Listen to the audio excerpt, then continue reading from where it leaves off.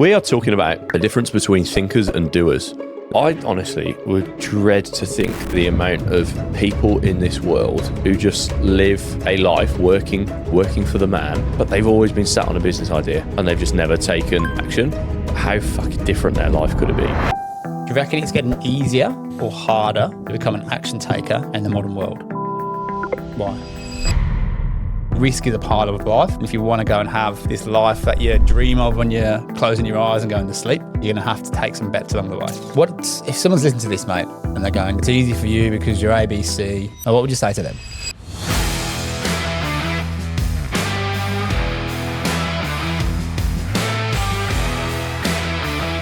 Welcome back to another episode of the Two Blokes, One Business podcast with Adam Powell and Harvey Rivers, and we are raring to go. We are back. This is pretty cool, isn't it, mate? Like, it's fucking Friday morning, sat here with your best mate, recording a podcast. Like, what we were. And we've just crunched another massive period in Harwell HQ. Like, we talk about the tough shit in entrepreneurship, but this is what it's all about, isn't it? 100%. And we're in a transformational period at the moment, aren't we? There's so much shit that we're doing. Personally or to get better? Well, both. I get married in a couple of weeks. Jesus. But yeah, there's so much, and the way I'm describing it is like front foot stuff, right? We're not kind of defensive and trying to stay alive. It's all, we're doing AI, we're doing EOS, we're doing SOPs across the business, we're scaling up teams. It's all these like things to move things forward, which is fucking cool. We're having a crack. What we're doing right now is the centre halves are turning it in behind. we're just pumping long balls into the corners and then I'm crouching, you're the foe. And squeeze. Get up. Let's have a go. Oh, I love it. What's the plan of attack today, mate? I don't know, man. I thought you knew. Oh, shit. Nah, we are talking about the difference between thinkers and doers. This is a Pally special. Pally wanted to do a whole episode about death, which I was like, I don't know if we got the idea is that we're all going to die, right? Like, you might as well do something before you die. Otherwise, what a fucking waste of time that is. That's literally it. Maybe I'll reflect back on them later in the episode. But for me, action takers, right? People who take action or people who sit there and think about taking action. They read all the books in the world. They do all the courses. They go to all the events. And then they still slot back into the same tempo and rhythm of life, which they've been stuck in for years. And then they look at people who probably aren't as talented. They're probably not as hardworking even. They're probably not as ambitious potentially, but they just fucking do stuff. They just go out there. Even though it's not perfect, they put version 1 out. Then they put version 2. And then version 3.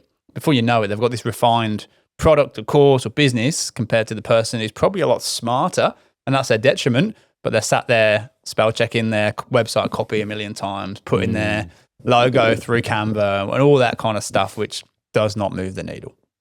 I honestly would dread to think the amount of people in this world who just live a life working for the man, but they've always been sat on a business idea. They've always just thought, oh, there's more. But for whatever reason, their environment, confidence, fear, they've stayed in the box. And they've just never taken action. But how fucking different their life could have been. Like, you look at even like people like Elon Musk, like there's so many times, like Tesla was literally about to go bust, but even just like backing himself, taking action, look at what he's built today. It's frightening to think how many just people did working in a 9 to 5 now could have been something way, way more. It scares the fuck out of me, eh? Let's go back to death. Yeah. No, death doesn't scare me. Oh. What scares me is if I got that deathbed wisdom, Jess Cameron special. Oh, yes. So I sat there at 80, 90, 100, just got the letter from the king. Happy days, you made it to 100. Congrats.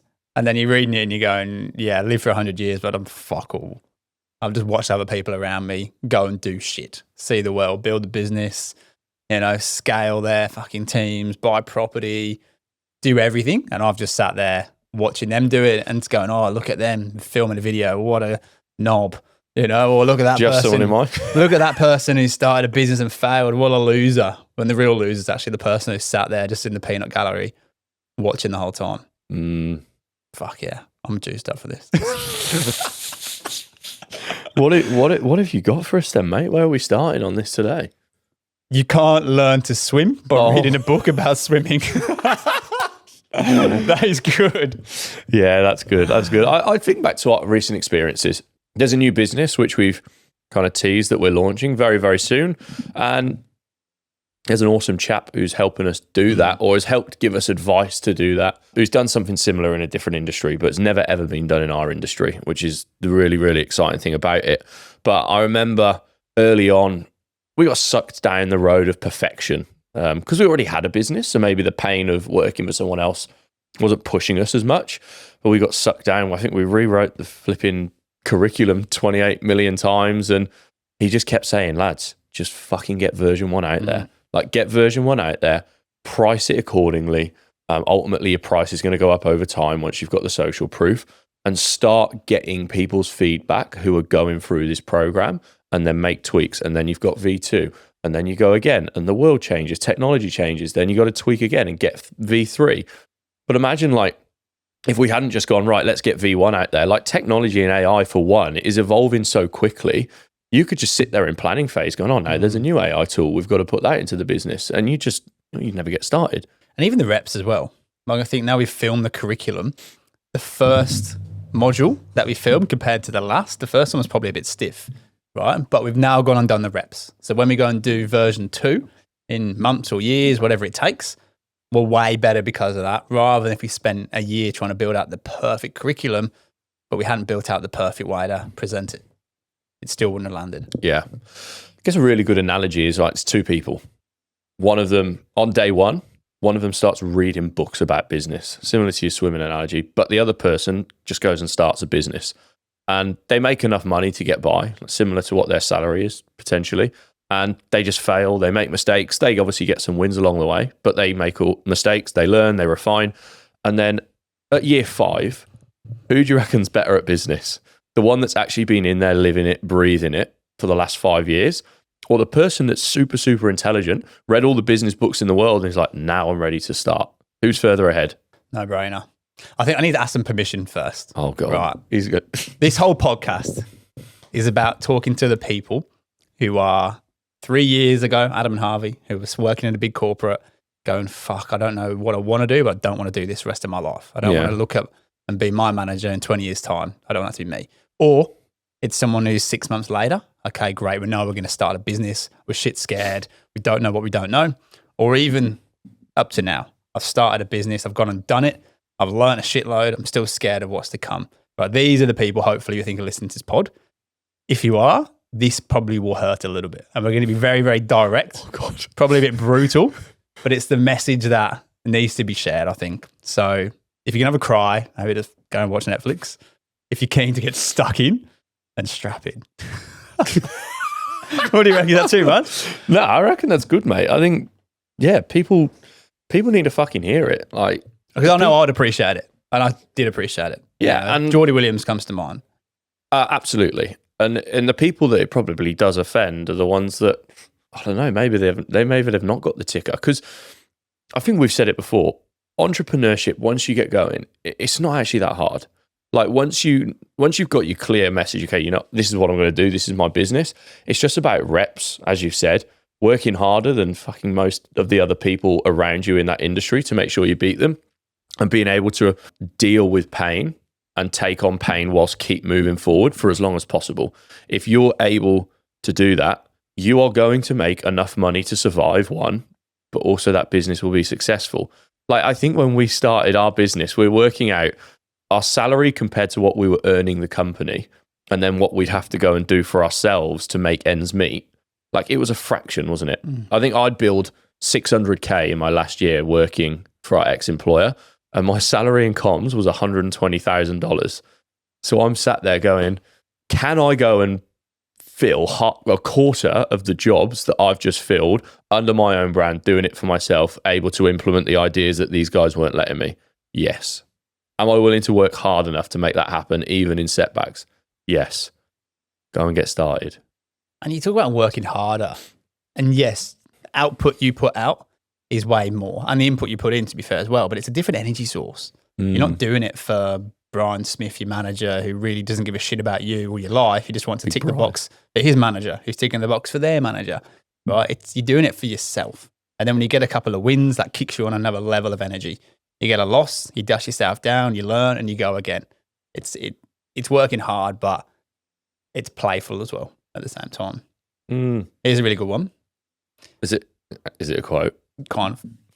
So the doers and the people who think about doing, right? The people who think about it, they're like researchers, right? They just want to read and get so much certainty, and they will only go and deliver when in their brain it is risk-free. Any element of risk, I go, nah, not worth it. I'm too scared. I'm going to stay in this shitty life that I've already got. I'm not going to make a change. Whereas an entrepreneur, and the mindset of an entrepreneur, is how do I reduce the risk? Still understand there's always a level of risk, and there always is. By not making a change, there's a higher level of risk than there is making the change. But that's the key difference, right? Risk is a part of life. And if you want to go and have this life that you dream of when you're closing your eyes and going to sleep, you're going to have to take some bets along the way. Let's talk about risk. Risk is a good one because there's different ways of risk and I think different interpretations around risk, because absolutely dropping your salary and going all in on yourself, that's a risk. The rewards arguably are incredibly higher and more fruitful, but there's also risk in terms of staying in a job, in a salary job, where CPI at the moment's what, average 3.5, 3.6% a year. It only took a period of time quite recently where interest rates flew up and interest rates doubled, and all of a sudden your outgoings are running out quicker than what you were able to bring in naturally. Well, to me, that's risk. Yeah, bang on. And the only certainty is without making a change. Then you know exactly what your life's going to be, right? Yeah. Like how shit is that? Like how shit knowing that, yeah, I'm on 100K working for this big corporate and I can still be here in 30 years with an inflation adjusted salary of 100K down the track as well. Fuck that. I'm going off topic here. Okay. The excitement of entrepreneurship as well. Like I had a session yesterday with Jess Cameron and we basically got to the bottom of it that I'm a dopamine addict. And that's, what are you laughing? I'm a dopamine addict, and it's probably one of the reasons that you're similar, that we love business, is because the adrenaline hit, the dopamine of we try something new, it works, and then you keep going. And it's quite a common trait of ex-professional athletes, because from a very, very young age, you're wired neurologically to chase that dopamine because you've got the game day hit of dopamine of winning or playing in front of a crowd or anything like that. And with us, well, we dropped that a bit at a much younger age. We then go and try and chase that dopamine hits in other ways. And for one of those, sales initially, and then business was probably our replacement of that dopamine hit. And for you, initially travel, and then me coming over here. So it was that replacement of the dopamine. It's the same reason that you see a lot of ex-pro athletes like retire at the age of 40, 45 and turn to gambling, drugs and alcohol, because you've been neurologically wired for so long to have those constant hits of dopamine. You just go and chase it, and you're just constantly chasing. Whereas for us, business has given that. So what I'm trying to say in a long way, coming back to, yes, there's the risk, the money, the freedom, but it's really fucking fun. Like I've used the analogy before. I think it was we were doing a panel, and it was like they asked what's the best bit, and it's like you feel like you're a kid in a playground, just running around, having fun, trying new ideas, and it's just fucking fun. That ties down to purpose, which is, again, definitely not a fucking therapist or counselor, that's for sure. But I think if people who go off the rails, it's because they don't have a strong enough purpose to keep them on them, right? Like, okay, I'm just living day to day, week to week. The consequence of me going out and bending a weekend, well, I'm just going to a shit job. There's no greater goal. There's nothing that we're actually working towards. There's nothing that you do make sacrifices for today to benefit future Adam. Yeah. Right. So business has given me that massive, massive purpose where I know the vehicle that I'm in and what that can do for me in later life. Whereas in the job before, there was a level of a vision. I could have gone through the ranks and managed the Gold Coast office, and great. And that, the kind of person I am, I probably would have done it and gone, this is all right, without knowing the level of purpose that you can go and have from doing it for yourself when you actually take the leap as well.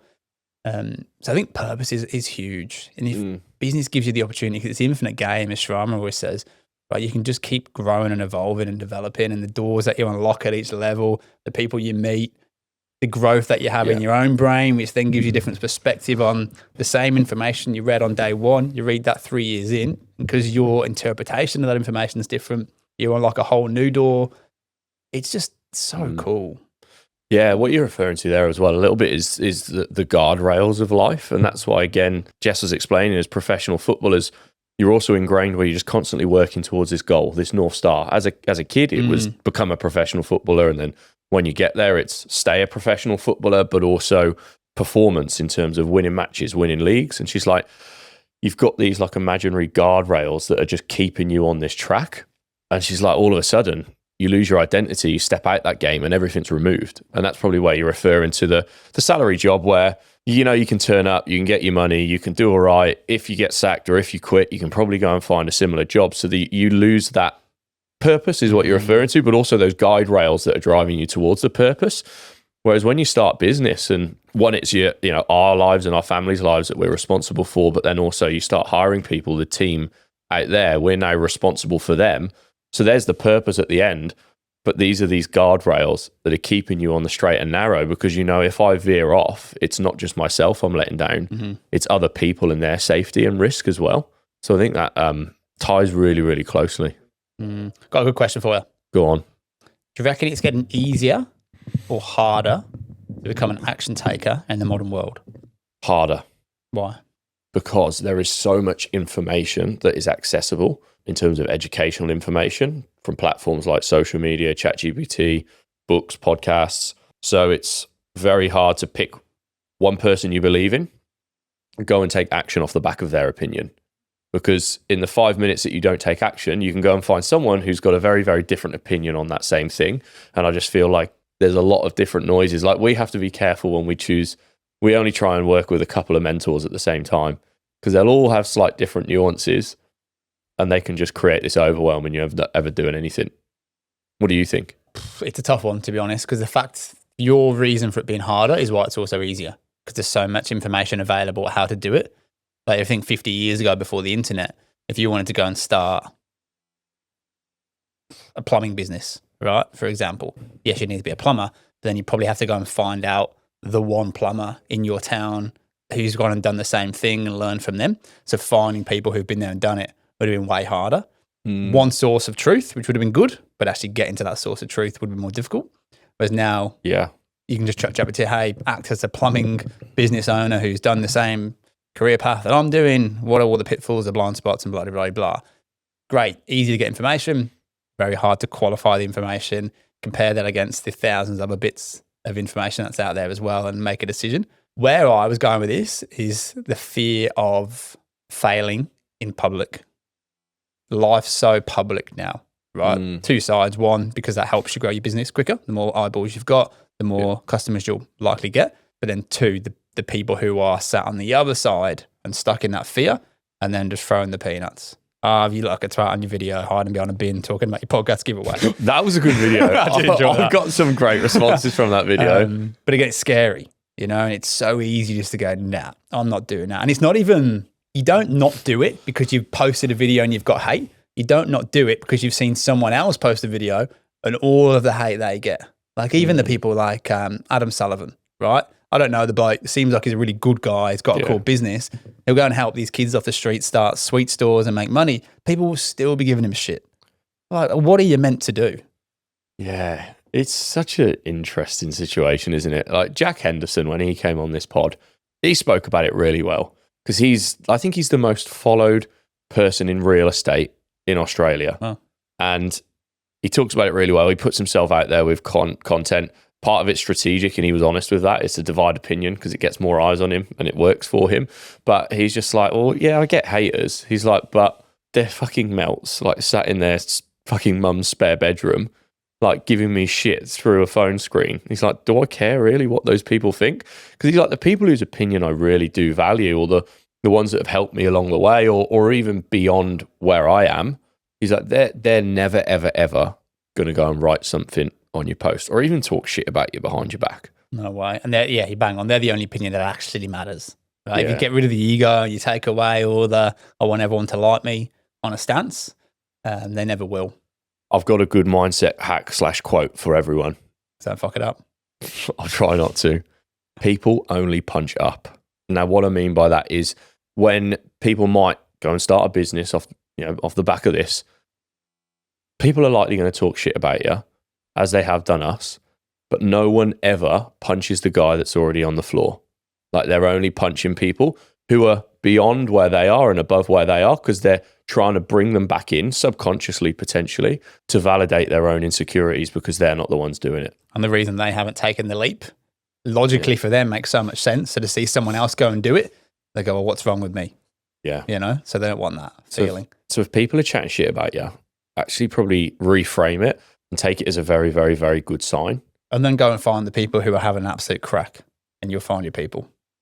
Fucking done. Mate, there's one person who comes to mind. I do want to give him a good shout out who's taking action. Well, he has to now because he said he would. Will Peck. The Peck? Yeah, a good friend of ours. Went to uni with Harvard in the UK. Now he's over living the Aussie dream. Getting into real estate, having a big go. Good on him. He, for his Christmas 16 days off, he wanted to do something and test himself and push himself, get a bit of that drive. I think he's been a little bit just going, what am I doing? What's going on? I think he just wants to set an outrageous goal and go and prove to himself that he can do it. So while we're smacking burgers and hams over Chrissy and beers and shit, actually, yeah, beers, we'll talk about that in a sec. Will Peck's going to be running the length of South Korea. How good is that? That is class. I remember when he told me, we were on a run and he told me, I was like, that's fucking class. You should do it. He's like, really? I was like, yeah. He's like, I like it when I share ideas like this with you because he's like, you're just the one that always just goes, yeah, do it. Mm-hmm. Like, just have a crack. He's like, other people are like, oh, yeah, what about this? What about that? I'm like, what's the worst that can happen? You don't run South Korea, but you go to South Korea, you run some of it and you see parts of the world that I've never seen. And you learn a lot about yourself in the meantime. And I said the same thing. I said, mate, you know, me and Harms will back you. I said, he wants to do it for charity, which is awesome. I said, we'll back you that way as well. Harwell charity?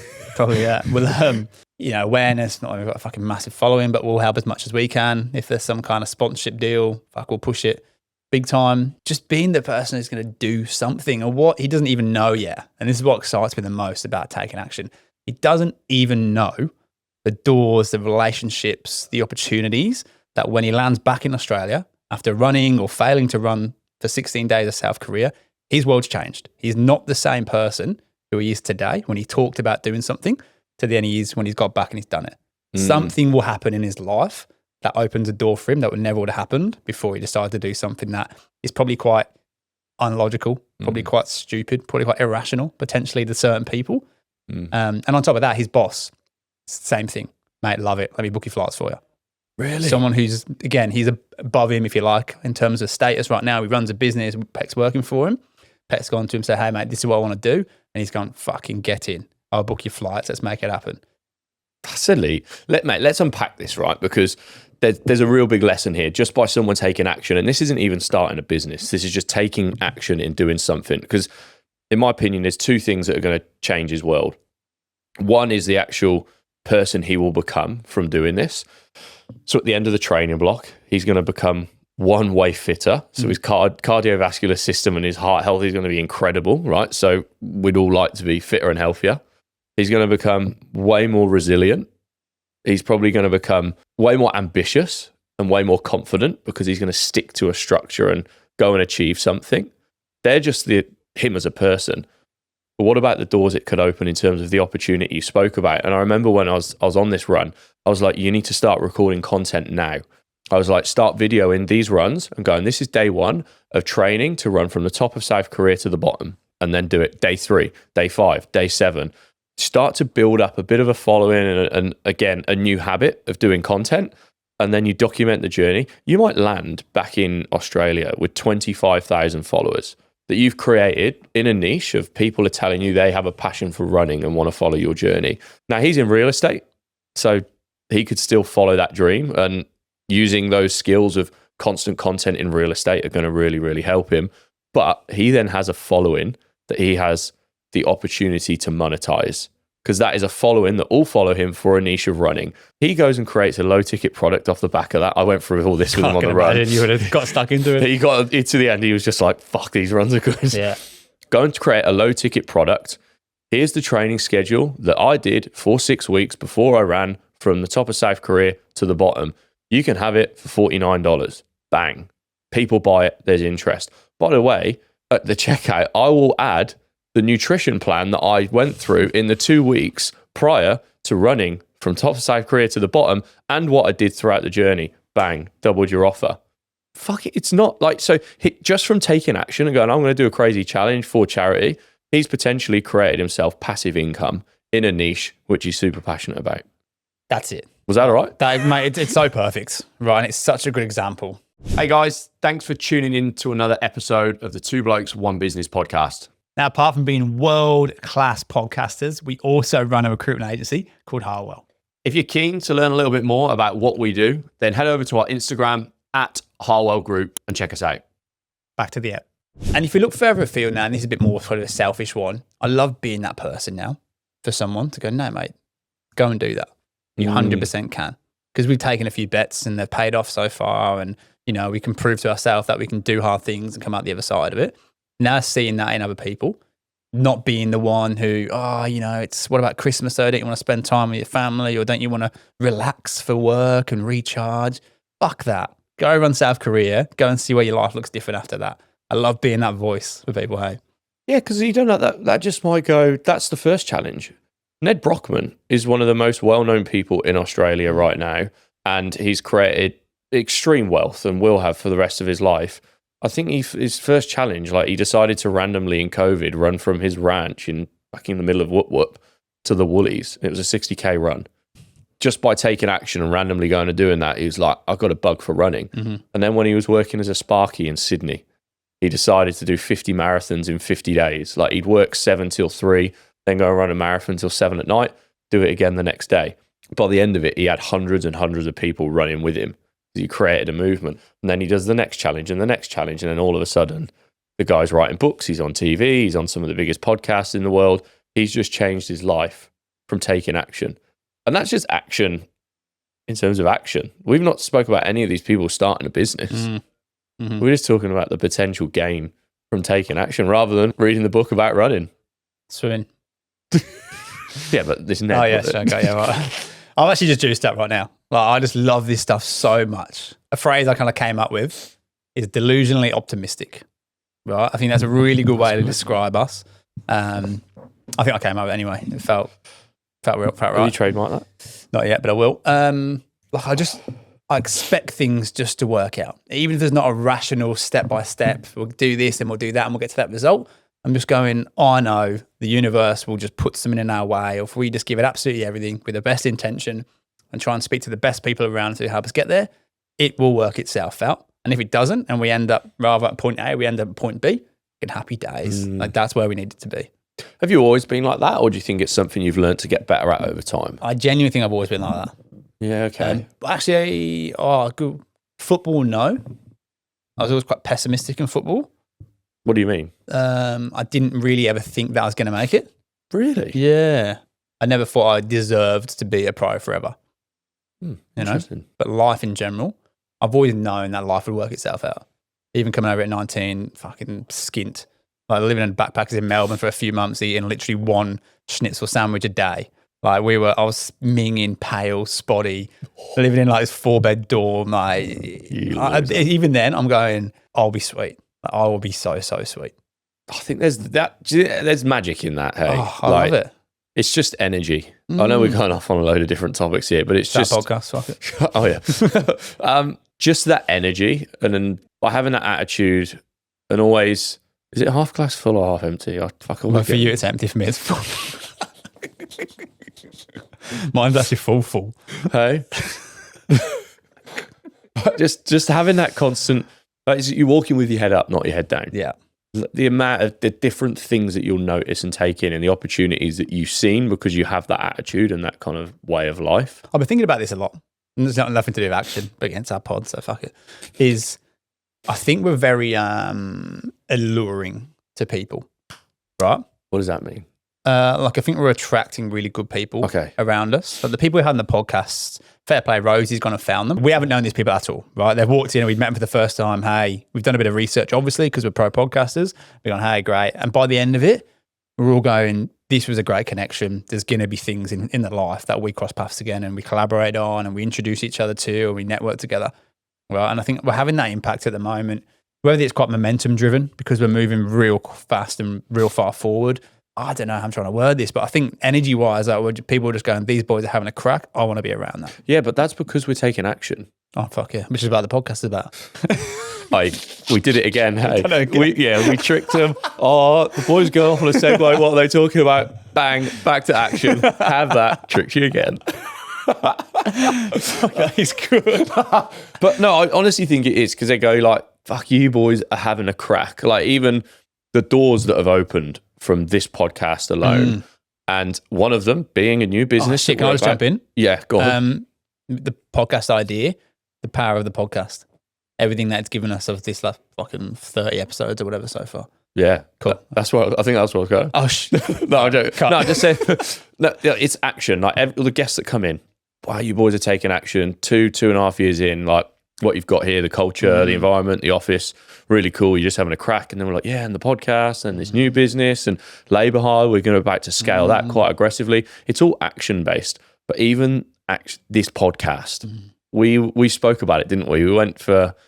We were at dinner with Tucky at the end of his immersion, and this was like shit. I do remember this. A month or two into business. Wow. We had nothing, and he was talking about how podcasts can be such powerful tools.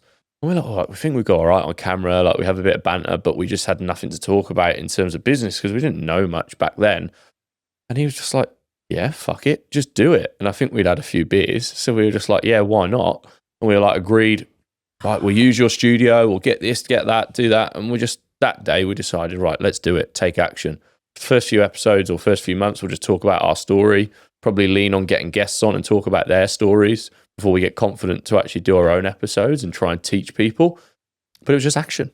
Fuck yeah, that comes back so clearly. Because I mean, that's a night that fella was in the toilet and said I look really cool. And it turns out he's hitting on me, which took away. This is good. Took away the compliment of my clothes.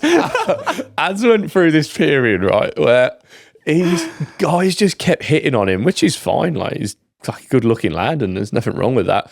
But he came back from the toilet absolutely buzzing. He's like, mate, this sicko in the toilet. It's just like saying how cool my shoes were, my clothes. And he's like, yeah. Then he asked for my Instagram, so he followed me. And I was like, oh yeah, look at him. Let's have a look. And I was just like, oh, mate, I don't want to like fucking be a bit judgmental here, but I was like, I reckon he might have been hitting on you. And then your face just drops. You're like, oh, yeah, I think he might have been actually. That was fucking funny. But anyway, back to the moral of the story. And that's actually so good. I completely forgot about that. Like, it was literally a few beers in. Tucky's going, yeah, like, you need, like, podcast would be great. And we're like, fuck it, we'll do it. Yeah. And that was, people who actually listen to this probably don't know that we had, I won't say a failed pod, but we had one that kind of just ran its course, didn't we? It was called How to Become ... And then say we'd have... I'd say it was pretty failed. A lot of people told us it was boring. Oh, yeah, but if I'm being harsh, like anyway. we'll call it there. Even the editing, right? Like Con's, what he does with this, it's just way better. So what we're saying, we took action. We had a fucking crack. It didn't go as well as we thought it would. It wasn't the perfect product. We scrapped that, and now this is V2. But we learned. We've learned a lot. Yeah. And V2 is way better, I think. Even small things, like we filmed it in a real white, bright studio with almost like these chairs in the middle of this massive room, TV fucking studio level lighting, and it just made it feel like you were on TV. And I know we are on camera, but it was like live TV, and we found it hard, one, for us to relax and be natural, but also the guests as well. So the conversation wasn't as natural as a result of it. And then even like the edits, we were too far away. And the guys that did it, they were honest, like, we've never done podcasts before. Like, the edits, the pictures were too far away, and you start researching and learning what other podcasts are doing. The best content is up front on the face, put some music on the background, good clear subtitles. Like that, we learned all of that from just taking action and having a go at a podcast and arguably failing because we fucking closed it down. It was a business, it would be a failed business. And then this one has been so much better as a result of it. The guests have been of a higher caliber, more aligned to us. The doors it's opened, the following and the actual interest. And we've got a clear ICP as well. We know who we're speaking to. Before, we're just getting random guests on from all walks of life and going, all right, tell us about your story and your journey, which is cool and it's important.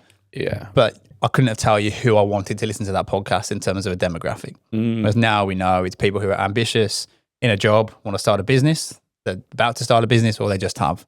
Yeah. Or they're high performing. Even the style of questioning, it was just tell us about your journey and then what? And then what? Whereas now we try and talk about the guest's journey because that's so important and people need to be able to relate to that and see where they fit in and how they can follow it. But it's all tied back to our ICP, and our ICP is people who want to start a business.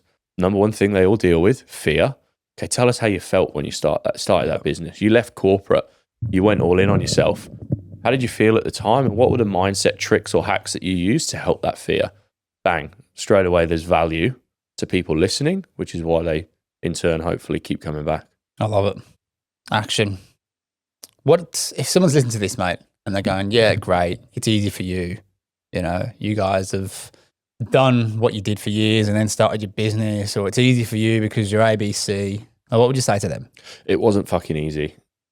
Like in those first podcast episodes, like I used to get like proper anxious and felt like my fucking head was going to pop. Like I used to be on screen, like nervous all the time. You get like rosy cheeks. Yeah. I felt like my head was going to explode. So it might have looked it, but it wasn't. Like I'd be trying to do like breath work before episodes to actually take the edge off it. But you get better now, and now it's pretty comfortable just because of the action and the compounding effect of getting used to it. It's almost like choose your hard, isn't it? Yeah. You know, like it would have been hard it was hard to start the business, start the podcast, spend thousands on development, hire teams, have to let people go, hire again, have the shock of that stuff.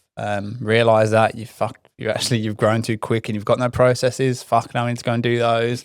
Okay, now I need to go and spend time on AI, money on AI. That's hard. But what else is also hard? If I was still stuck in the office in Southport, looking out the window every lunchtime, going, I've got 60 minutes here to go and get a fucking palmy and a pint at Fisher's over the road on a Friday. Oh, and we used to I reckon we used to chug a good jug each on a Friday lunchtime. Yeah, that's hard. Humans are just like humans physically and biologically enjoy learning something, getting better at it, the feeling that you get, and then going and learning the next thing. And I don't think people understand that enough. And maybe people relate it to like kind of to tunnel visions to my career.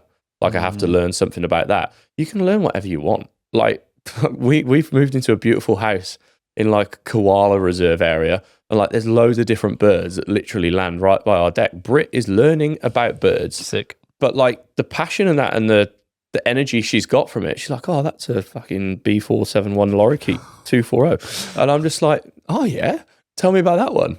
Like she's just, the brain is learning, and she'll go and learn the next type of bird. And it's just like, that then has a compounding effect and a knock-on effect where she might go and learn something else. But again, nothing's ever wasted. Right now, look at the depth she's got. And it's the same with Peck, actually. I said the same thing to him. I said, imagine your next appraisal or sales call or whatever after you've done this trip.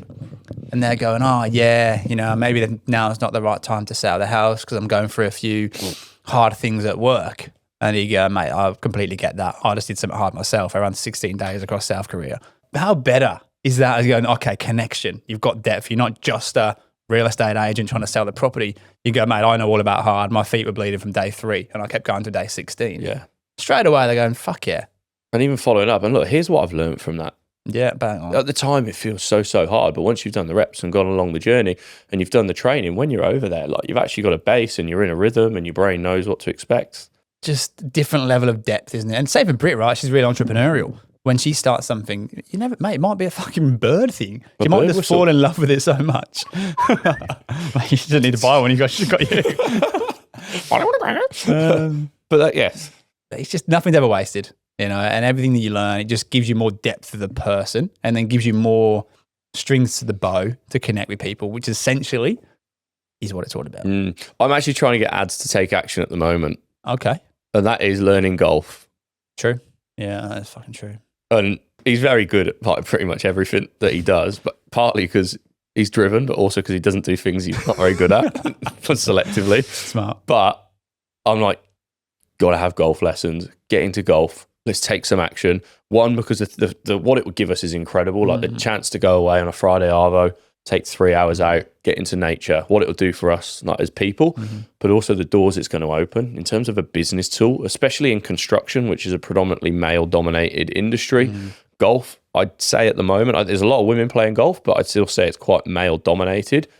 Just from taking action, some of your shit out, get good, getting out on the course, it's going to bring you back I can genuinely hand on heart say it's going to make you hundreds of thousands of dollars playing golf. And then this essentially millions. Yeah, this future funnel or the future vision that we've got right for Harwell, where we do a lot of the top of the funnel stuff. Right, we do a lot of networking, business development, high ticket relationships. Mate, you can tick all three of those off on a golf course. So I get it, and I actually will. Like, you do know that I'm struggling with my bad back at the moment, and I've got turf games next week, so I'm managing my body out of respect to my fellow comrades and Thrust Issues, which is our team name. What? Say that again. Our team name for turf games is called Thrust Issues. Talk us through that one, I think. Well, it's like trust issues, isn't it? But fucking thrusting. Oh, I thought it was more thrush issues. Oh, no. Well, not for me. Who's got back issues? I can't speak for everyone else. Oh, shit. But yeah, you are right. I will take action on that. We're in the golf sim at lunchtime today. Get in there, please. His back's a bit Oh, soft, yeah, sorry. Back, maybe I'll just putt. It doesn't take action. Don't listen to this pod. Actually, I'm going to go see the physio on Sunday for the third time, taking action to get my back fixed. Cheers, Tice. But mate, let's wrap this up. Be short and sweet. How can people I think that's what we need to run through. How to start taking action. Don't think, just do. That's it. Like, as soon as you think it, you then think about thinking it. You think about what else you haven't thought about the thing that you're thinking about. You need to just go and do. So test, analyze, refine. Do the thing. Okay, what was good, what was bad? And then do more of the good stuff, less of the bad. And then go again and again and again. And straight away, you're going to have version 1, version 2, version 3. And depending on what you're doing, that could take you a day to go and do something 3 times, right? I think you've almost got to go into the mindset that kids have at times. Like you learn a danger response and a fear response as you get older. But like kids, they'll bowl up to a set of stairs. They've never gone down a set of stairs before, and they'll try and go down it. Just have that mindset of just like, here's something new. Okay, cool. I'm going to try it. Explore. Yeah. Curious. I think be curious is a good one. But I'm trying to think more tangible. What can they do? Let's say it's okay. That's easy. You're trying to become an entrepreneur. You've got a product. You don't know business. You don't know sales. For the next 7 days, go and listen to half an hour of a business podcast, because I can promise you at the end of that 7 days, you're going to listen to 3.5 hours of high level business podcasts. And you are going to know more about business at the end of those 7 days than you did at the start. And then you might enjoy that. So then do it for another 7 days and another 7 days. Before long, it'll actually become habit, and it's just easy. And you're going to come out the end of it going, I'm so much more closer to starting this business idea now because I've got the knowledge. You don't want to sit on that knowledge for too long. You then need to take action on the business, but you took action by actually going to learn the knowledge. I mean, it's fair to say, if you're still listening at this point, when we're talking about doing the thing, something comes to mind, right? There's something in your brain that goes, fuck, that is the thing that I need to do. I'm just too scared. I'm too uneducated. I'm too something to go and do it. I'm going to butcher a Jess Cameron quote here, but it's something along the lines of the goal you're chasing is at the other side of the feeling you are too scared to feel. Oh, it's not bad. It's not bad. Yeah. Do you know the right one? The life you want is at the other side of the feeling you're too scared to feel, or something like that. Yeah, the feeling you're avoiding. So what that is, if it's, what is it? Let's talk about RAI. Oh, God, slip the tongue there. How you got the shirt on? This new business that we're launching, right? The feeling I'm trying to avoid with that is probably rejection, right? We're going to be very front-facing, a lot of content, a lot of current state to future state projections of what people could be. We can't hide behind a service like we can at Harwell. I know that if you're a client, I can go and do every single step perfectly and probably go and get a good result, right?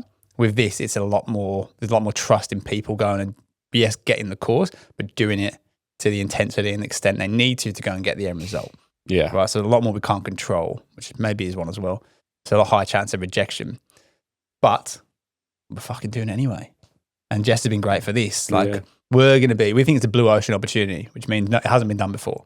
Yep. So we're going to be the people to find out if this thing works, rather than sit and wait 5 years and wait for someone else to do it, fuck it up, and someone else to get it right and then copy them. No, we're going to put our balls on the line and we're going to go and have a crack and do this thing. And if it doesn't work, we'll refine, analyze, we'll test, refine, analyze, and go again until it does.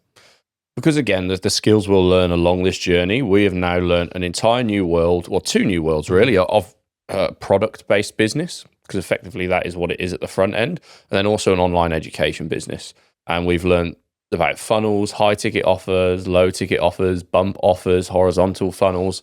What we'll be able to do with that knowledge, whether this new business venture works or not, there will be other things that pop up that can fit the same product or idea, can fit into the exact same framework of a business that we already have ready to go. So the next one will be way easier and way quicker to do. And that might be the one that takes off. So at some point, something will work just by trying.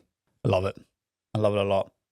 So what else, mate? I think this is a sliding doors moment for a lot of people that have listened to this pod. Like, how many episodes are we now? 30 maybe? Something like that? I reckon more. But yeah, whatever. 30, 40, whatever it is. If they've been listening the whole time, you've done a lot of information collection. Nice. If you haven't taken action, you now need to take action. And Will Peck is going to be a live case study for this, because we're going to call him right after this episode and tell him about this, and that he has got to start recording content of the road to running South Korea. And we're going to make him do content 3 or 4 times a week. He's going to do the challenge, whether he fails or whatever. We're going to sit down with him at the end of this and go, what did you learn? What's changed you as a person? You know, how many followers might you have from this content? Did you do it? And then that is a real life example to say that we are not fucking bullshitting you. This stuff works. I love that so much. We'll put the money where the mouth so is. The action for him, he's got a name actually. He told you his name? No. Will to Run. Fuck. That is. He came out with that as well. It's done. Mate, how good is that? That is done. Fuck. So I think for him, action right now is that, yes, his phone call, Instagram page gets made over the weekend, first video is posted. Bang.